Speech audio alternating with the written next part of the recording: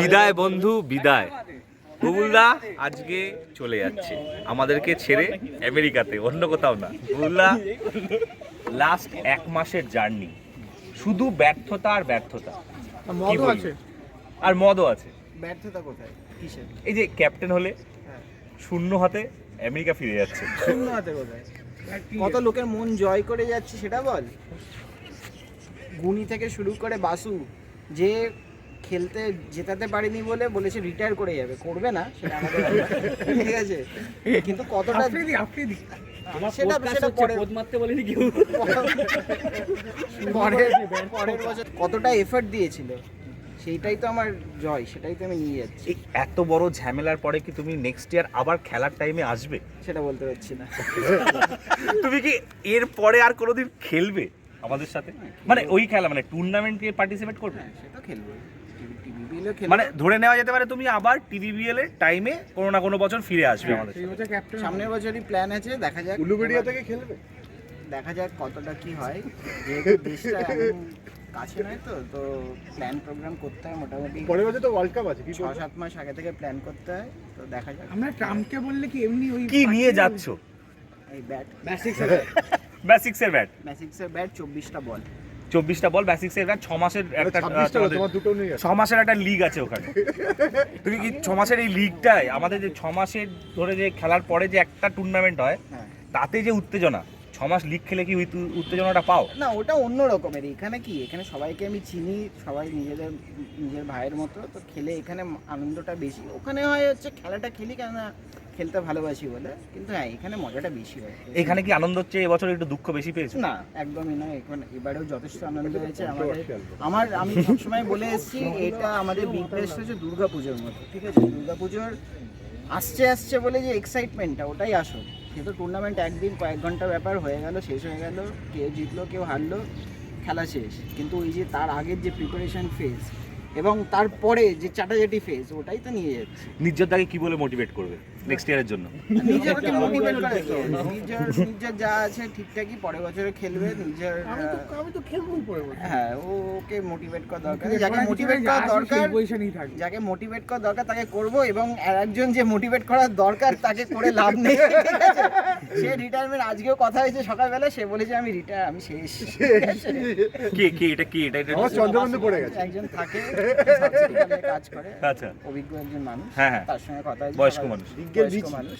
একটু আগে একটা জিনিস জানতে পারলাম বনির থ্রু দিয়ে, সেটা সে নাকি মহিলা টিমের ক্যালকাটা ইউনিভার্সিটির কোচ। এটা কি ঠিক? ক্যালকাটা ইউনিভার্সিটির আমি জানি না, কোচ মানে যে শিবনাথ শাস্ত্রী থেকে যেটা রিপ্রেজেন্ট করে, শিবনাথ শাস্ত্রী যেটা ক্যালকাটা ইউনিভার্সিটিতে রিপ্রেজেন্ট করে, সেই টিমের উনি কোচ। বুবুলদাকে বেস্ট উইশেস জানিয়েছে। আর কি কথা হলো তার সাথে রিটায়ারমেন্টের? তার সঙ্গে আর কোনো কথা হয়নি। তাকে আমি জিজ্ঞেস করলাম যে রিটায়ারমেন্ট করলে সামনের বছর খেলবে তো? এটা মানে এটা আজব রকমের হাসিটার মানেটা আমি এখনো ডিকোড করতে পারিনি। দেখা যাক টাইপের একটা। মানে তুই বলতে চাইছিস আমরা সবাই সুনীল ছেত্রীর বংশধর? সবাই সুনীল ছেত্রী এবং শাহিদ আফ্রিদির বংশধর, এবং মেসি। আমরা Messi supporter, Sunil Chhetri supporter, Shahid আফ্রিদিকেও আমরা ভালোবাসি। লাগলো এটা ভাই। দর্শক আসন থেকে কোয়েশ্চেন আসছে তোমার উদ্দেশ্যে। দর্শক এখানে আসো, ক্যামেরার দিকে তাকাও। বলছি, এই বছর তুমি যেই টার্গেটটা দিয়েছিলে বাসিকে 50 রানের পর 50 রান 70 না 50 রান, 27 রান করলো।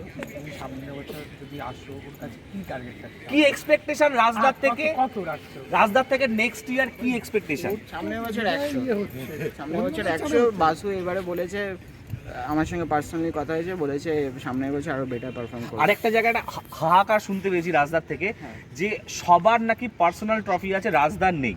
যেহেতু রাজদা একটাই টুর্নামেন্ট খেলে, রাজদার কাছে অপরচুনিটিও খুব কম এই ট্রফিটা পাওয়ার। আমি এটা বলছি, প্রত্যেকটা পার্সোনাল ট্রফি পেয়েছে।